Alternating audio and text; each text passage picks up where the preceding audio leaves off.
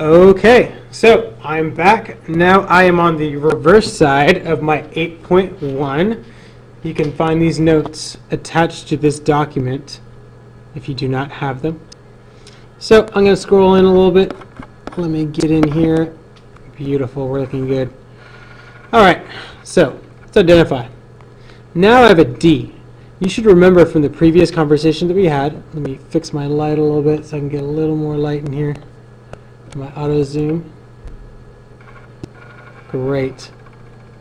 So you should remember that our job is to get our variable by himself. That's correct.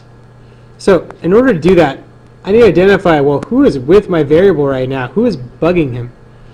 Well, I notice there's a -5 underneath the D. And I know that a number with a line under it and then another number indicates a fraction, which really means division. So I have to get my -5 out of there. Well, I know I need to take the reciprocal of divided by -5, and the opposite or reciprocal of that would be a multiply 5. So I'm going to multiply my -5, and I know that if I have a -5 divided by -5, he's going to be canceled out. He goes away. And I know that whatever I do to one side, remember this is my wall, here's the left side and the right side, the left side, the right side. Whatever I do to one side, I do to the other. That's correct. So I'm going to multiply this guy by -5. It's going to yield me an answer. I know 7 times 5 is 35. And then 0.2 times 5 would be Please plus excuse 1. the interruption. So I have Will 36. Wyatt King and Devon Hill Negative please come 36. to the student office? My D Wyatt King and my equal sign Devon fall down. Hill, please come to the student office. And that's it. Please ignore our little disruption in the back. Okay, so I have D equals -36.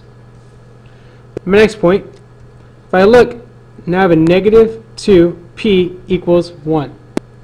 And so I look at it, I remember, what's the rule, thinking to myself, what's the rule when I have a number connected to a variable? Oh, I know, that means that I always have to multiply. And so, if I want to multiply, if I need to multiply P by 2, I know I'm going to take the reciprocal or the opposite.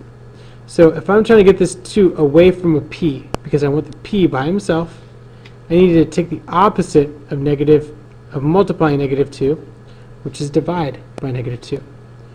So here's my wall. Whatever I do to one side, I do to the other. That's correct. He goes bye-bye. So now I have P equals -1/2. And I stop there. All right. So that's everything that we're doing for homework tonight. You guys should be familiar with that. Just know that if you have a division sign, you need to use multiplication to isolate your variable. And if you have a multiplication sign, you need to use division to get him by himself. Remember, you will need to combine all like terms. I don't know if that's exactly on this, but if it is, remember your guys can be added together. I think this is isolating one step of variables, so you'll be all right. Okay? If you have any questions, please contact me on my email or send me a message through School Loop.